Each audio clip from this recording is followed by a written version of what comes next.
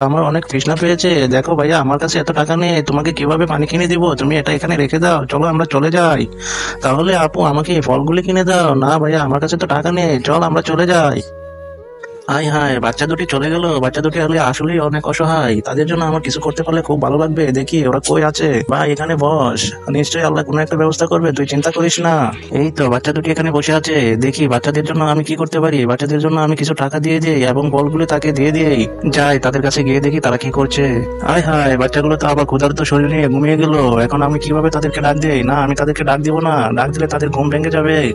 আচ্ছা, আমি খাবারগুলো রেখে এখন চলে যাই। আহ ভাই ভাই, চল আমরা ওইদিকে যাই। আচ্ছা আপু, চলো আমরা ওইদিকে যাই। আপু আপু, দেখো এখানে কে যেন কি রেখে দিয়েছে। আরে এটা তো সেই ফল যেটা তুই খেতে চেয়েছিলি। আরে এখানে তুই অনেক টাকাও আছে।